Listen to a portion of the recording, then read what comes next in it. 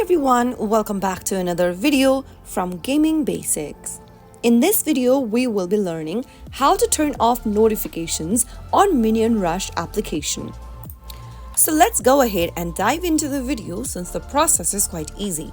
First of all, open your Minion Rush application on your device, and once you're inside the main homepage, tap on the gear button appearing at the top right hand corner. Right after you open up settings, go ahead and tap on the connectivity option and toggle off the button right next to notifications. Once you do that, you will be able to disable notifications that you may receive from your Minion Rush application. This will now disable notification types like alerts, banners, and sounds.